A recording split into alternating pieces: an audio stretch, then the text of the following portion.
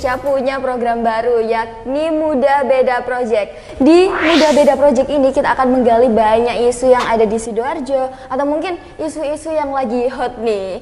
Tapi sebelum itu perkenalkan, namaku Salsa Claudia yang nantinya akan memandu ngobrol-ngobrol kita ini. Nah, kali ini kita akan membahas tentang isu pelecehan seksual. Tapi untuk ini yang membahas lebih lanjut akan ada yang menemani aku nih. Tepatnya dari RSUD RT Notopuro Sidoarjo. Nah, ini dia Bu yang sudah ada di sebelah saya. Yoi, selamat siang Ibu. Oke, selamat siang. Bagaimana kabarnya Bu? Alhamdulillah luar biasa sehat. Mungkin sebelum kita memulai obrolan biar sobat muda ini kenal, monggo Ibu bisa memperkenalkan diri. Baik, terima kasih Mbak Salsa. Iya, saya Salsa. Halo sobat muda, perkenalkan saya dengan Elok Kartikasari. Saya psikolog klinis dari RSUD RT Notopuro Sidoarjo. Oke, jadi keseharian saya ya biasanya di RSUD RT Notopuro. Begitu, mungkin sekilas gitu ya Mbak Salsa. Oh iya, baik Ibu. Ini kan kita lokasinya di Sidoarjo ya Bu ya. Nah, beberapa hari terakhir atau mungkin minggu terakhir ini kan ada berita yang ramai Ibu. Ibu sudah tahu ya Bu? Banyak ya. Banyak sekali. Tapi kita kali ini yang lagi ramai banget ini yang tentang kasus pelecehan yang ada di pondok pesantren dan juga oleh guru ya Bu. Iya, itu betul. cukup memprihatinkan. Miris banget. Nah iya, saya sebagai netizen waktu lihat beranda di Instagram, ya Allah kok ada aja sih gitu ya kasus pelecehan seksual dari dulu bahkan sampai sekarang ya Bu. Lalu bagaimana tanggapan Bu Elo terkait hal tersebut? Oke, baik. Jadi saya membaca terkait dengan berita tersebut, ya kalau diri pribadi ya sangat miris ya. Sedih, artinya terutama di Sidoarjo ya, di tempat kota saya tinggal. Kebetulan saya memang juga asli Sidoarjo nih. Di mana itu kita juga selalu menggembor-gemborkan tentang pendidikan moral ya. Kita juga saya yakin pasti masyarakat juga selalu memberikan tentang pendidikan agama, pendidikan moral dan sebagainya. Tetapi kenapa sepertinya disampaikan sama Mbak Salsa tadi ya, kok semakin banyak ya dan tidak berhenti sampai di sini. Jadi tanggapan saya sangat sedih ya, prihatin sekali kondisinya demikian. Artinya dalam hari ini kita perlu nih menangani secara bersama ya untuk kondisi seperti ini agar tidak terjadi lagi, tidak terulang lagi, dan bahkan kalau bisa sih benar-benar dinolkan ya. Iya, betul Ibu. Saya setuju sekali. Lalu dari segi korban sendiri Bu, kiranya apa sih Bu dampaknya dari korban ketika mereka terkena hal tersebut? Iya baik, tentunya banyak sekali ya dampak-dampak ketika korban itu menjadi ini ya, kita kan ngomong soal pelecehan seksual ya atau sexual harassment. Artinya ketika seseorang menjadi korban itu dampaknya luar biasa secara psikologis ya. Yang pertama adalah trauma ya. Jadi trauma sobat muda ini artinya sangat-sangat kondisi di mana seseorang mengalami trauma itu bukan hanya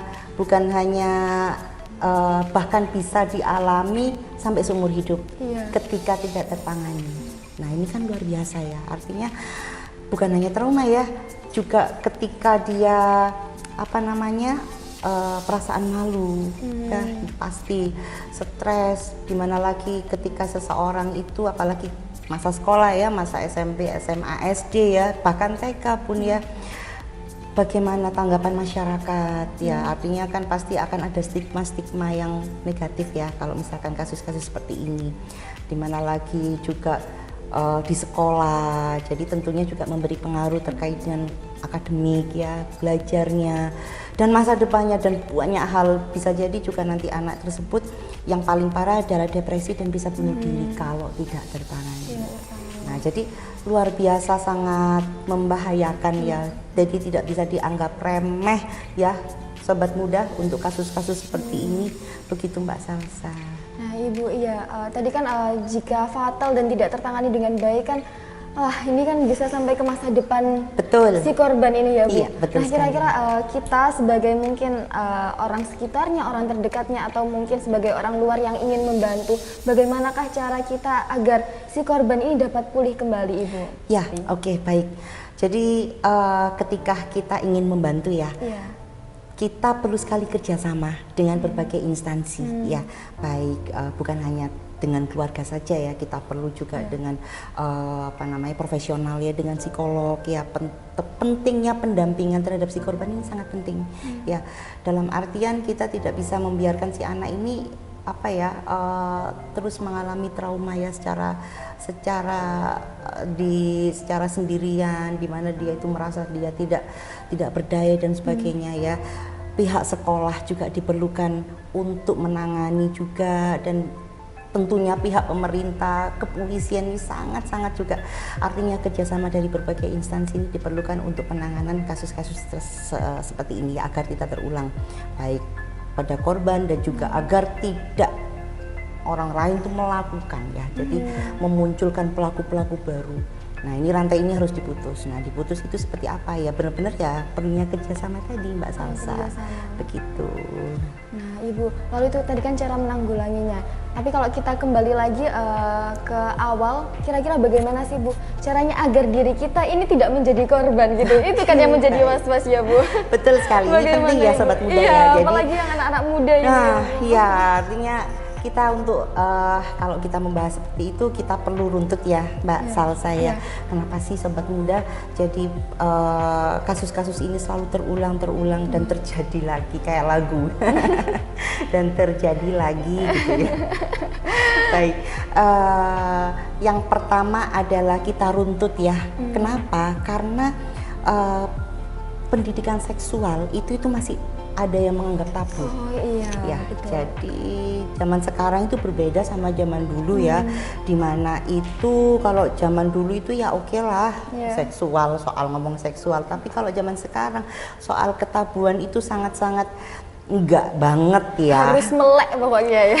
Betul, jadi pentingnya pendidikan seksual itu sangat-sangat diperlukan sedari dini. Nah, oleh sebab itu kita pun ya, meskipun kalau misalkan nih orang tua kita kan ngomong ya Sobat Muda ya, dimana kalau misalkan aku nggak pernah tuh diajak ngomong sama orang tuaku ya, terkait dengan jadi Sobat Muda harus ini nih mencari inisiatif ya. Jadi jangan takut ya, ngomongin apa sih kamu, tabu dan apa enggak ya. Jadi Sobat Muda itu harus yang ya itu tadi ya, inisiatif, harus istilahnya harus cari informasi. Dan satu hal ya, pesan saya ya kepada Sobat Muda sekalian, jangan biarkan orang lain itu benar-benar itu kita harus tahu dulu ya area privasi. Harus tahu batasan dalam diri ini. Betul ya, batasan diri, jarak dan sebagainya. Dan ketika orang lain itu mulai melewati batas itu, ya jangan takut ya untuk action. Action itu dalam artian teriak, ya itu. Terus yang kedua, ya menolak ya. Dan satu hal ya, lapor. Nah, ini kenapa sih kok kasus-kasus ini terjadi? Karena ya itu tadi ya, banyaknya yang tidak lapor. Karena apa ya, takut, malu dan biasanya sebagainya. malu itu ya Bu. Betul sekali. Dan apa ya, mereka itu ketakutan terkait kalau kita lihat dari kasus-kasus kemarin ya, antara ketidakseimbangan otoritas ini ya. Artinya kan si pelaku ini kan merasa otoritas, nyun sewu, mungkin dari yang guru atau pokoknya yang pihak-pihak yang lebih tinggi dari si korban. Nah, tentu saja si korban ini kan takut ya, sebenarnya wajar ya. Tapi Sobat Muda sekalian, kalau terjadi seperti ini jangan takut ya. Harus berani bicara. Berani bicara, itu yang penting. Itu jadi supaya agar kita tidak menjadi korban. Dan jangan takut untuk berkonsultasi Sobat Muda. Nah, ketika kita merasa bahwa aduh saya merasa kok ada ini ya, diginikan sama guru, diginikan sama teman, diginikan sama siapapun juga itu, segera konsultasi. Lapor ya, bicara. Begitu. Baik Ibu, tadi kan juga disebutkan mengenai pendidikan seksual sejak dini dan juga mungkin di lingkungan sekolah juga. Namun yang membuat prihatin ini adalah kasus yang baru-baru ini malah terjadi di pondok pesantren dan juga lingkungan sekolah, yang dimana harusnya ini menjadi tempat siswa belajar ya, belajar dan mungkin mendapatkan edukasi terkait hal tersebut. Lantas siapa saja sih Bu pihak yang harus bisa diajak bekerja sama agar hal ini tidak semakin banyak terjadi? Oke, siapa yang perlu diajak kerjasama? Ya itu semuanya. Semuanya. Semua masyarakat kita bertanggung jawab atas ya selain diri kita ya, selain terkait dengan kedepannya juga ya. Jadi kita perlu kerjasama dengan sekolah, dengan guru, dengan pihak berwajib, dengan profesional, ya istilahnya dengan keluarga. Kita perlu dengan terbentuknya kerjasama itu, insya Allah nanti kasus-kasus seperti ini tidak akan, atau minimal tidak ini ya berkurang lah istilahnya kayak gitu. Nah seperti dari pihak keluarga, keterbukaan terkait dengan komunikasi antara orang tua dan anak itu juga perlu. Ya tadi ya soal batasan tabu dan tidak tabu. Jadi sobat muda jangan takut ya kalau misalkan bertanya kepada ayah ibu ya. Soalnya yang sering dijumpai itu mungkin ya Bu, kadang-kala kan kayak mungkin anak umur 10 tahun atau 12 tahun itu kan punya rasa penasaran yang tinggi. Betul sekali. Ketika mereka menanyakan kayak gitu. Nah, biasanya kan ada yang kayak gitu ya Bu ya. Betul sekali ya, ini yang PR kita semuanya ya. Harus sama-sama melek semuanya. Betul, jadi artinya ya itu tadi kenapa sih kita perlu kerjasama. Jadi juga di lingkungan sekolah artinya untuk pemberian edukasi tersebut ya. Program parenting itu sangat penting ya, dimana orang tua itu perlu memberikan edukasi seksual kepada anak-anaknya. Dan apalagi dengan zaman yang sekarang ya, dimana gadget, dimana itu internet jebret tinggal gini informasi langsung bahaya. Sekarang ini saya sedihnya itu apa sih, banyak teman-teman sobat muda ya, bukan ini ya, yang lebih ini lebih ke gadgetnya dibandingkan orang tuanya. Ya dalam artian mereka tanyanya itu, jadi orang tuanya itu bukan orang tuanya yang secara biologis, tapi orang tuanya adalah orang tua elektronik. Mbak Google atau mama papa Google. Nah ini kan sedih, dimana itu anak-anak perlu sekali mendapatkan informasi yang seharusnya dari orang tua, tetapi diberikan oleh Google atau yang dari orang lain. Nah, orang lain yang memang berkompetensi oke, tapi ketika orang lain yang temannya yang menjerumuskan, nah ini kan yang malah bahaya. Nah hati-hati ya sobat muda ya, kalau mau cari info boleh ya, tapi cari info itu harus yang memang benar-benar terpercaya. Sumbernya oke. Nah itu sumber ya. Artikel oke boleh, tapi jangan langsung ditelan mentah-mentah. Banyak loh ya ini yang terkait dengan merambah ke dengan artikel itu jadi self diagnose. Waduh aku jadi depresi. Waduh aku jadi gini dan sebagainya ya. Jadi gampang menyimpulkan itu. Betul tadi, sekali. Nah sebaiknya cepat cari informasi ke tempat-tempat yang memang terpercaya tadi, sumber-sumber yang memang terpercaya begitu. Baik Ibu, lalu tadi juga disebutkan mengenai pendidikan seksual nih Bu di sekolah. Nah seberapa pentingkah pendidikan seksual ini di sekolah? Soalnya tadi kan juga sudah disebutkan di orang tua. Nah sekarang saya ingin mengulik lebih detail di sekolah. Apakah penting sekali sex education di sekolah? Baik, jawabannya sangat penting. Sangat penting. Ya, dimana itu ya tadi ya, karena kan banyaknya pendidikan seksual yang kurang diberikan dari keluarga semenjak dini. Artinya sekolah pun juga perlu sekali memberikan ini juga. Nah sebagai orang tua kedua ini ya Bu. Sebagai orang tua kedua, dari hal-hal apa ya yang harus dilakukan atau yang diketahui untuk para sobat muda ya, terutama ya tadi ya, harus punya batasan diri ya. Sobat muda harus tahu seperti apa yang boleh, apa yang tidak boleh, apa yang sekiranya sekarang tuh bahayanya ya. Scammer ya, tahu scammer kan. Jadi sobat-sobat muda ini banyak yang ini kenalan melalui WA, kenalan melalui Facebook dan sebagainya. Terus akhirnya disuruh untuk tahu kan yang kasus kemarin ya, kasus yang dimana itu disuruh foto terus atau apa terus dikasih uang dan sebagainya.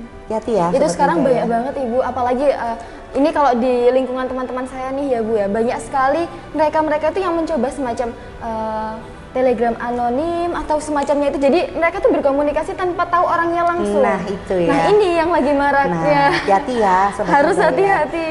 Ya. boleh kalian untuk ya berinteraksi, bersosial ya, sangat boleh. Tapi hati-hati, harus tahu batasan ya, harus tahu terkait dengan area berharga kalian, harus tahu terkait apa yang boleh dan tidak boleh, sampai ya itu tadi, yang apakah ini berlebihan atau tidak ya, jangan mau. Dan kalaupun ada paksaan, biasanya ini yang bahaya ya ini. Kalau misalnya kalau enggak, kamu tak ginikan ya, lapor. Jangan takut untuk lapor ya, sobat-sobat muda, ini penting yang perlu kalian harus tanamkan dalam diri kalian. Jangan takut untuk bicara dan cerita kepada orang tua kalian atau kepada guru dan siapapun itu. Begitu Mbak Salsa. Ya, saya senang sekali Bu dengan kalimatnya, jangan takut bicara dan cerita. Betul. Ini karena banyak sekali ya Bu ya, kayak dipendam sendiri gitu. Mau cerita ke siapa bingung, Betul. mau cerita ke orang tua takut dihakimi. Betul. Nah, kan ada perasaan-perasaan yang seperti itu. Jadi harus diberanikan dulu. Betul. Kalau enggak dicoba untuk berani bicara atau cerita, ya bagaimana kita tahu respon orang lain. Betul nah, sekali. Jadi harus berani diutarakan terlebih Betul dahulu. sekali. Nah, sebelum menutup Ibu, adakah pesan yang ingin Ibu sampaikan kepada sobat muda nih terkait hal-hal tentang pelecehan seksual atau semacamnya? Oke, baik, pesan saya Iya. sama seperti yang tadi kita ulas ya. Iya. Sobat muda perlu sekali, yang pertama harus tahu batasan diri Tahu ya. batasan. Ya. Jadi hargai tubuhmu, hargai dirimu, dan jangan pernah membiarkan orang lain untuk melecehkanmu, menyakiti kamu, atau apapun yang membuat kamu menjadi terluka dan tertekan. Yang kedua pesan saya, jadi tadi jangan takut lapor dan bercerita. Jangan takut lapor dan pada orang terdekat, kepada keluarga, kepada guru dan sebagainya. Begitu ya sobat muda, itu sangat penting sekali agar kalian tidak menjadi korban-korban berikutnya ya. Jangan sampai begitu.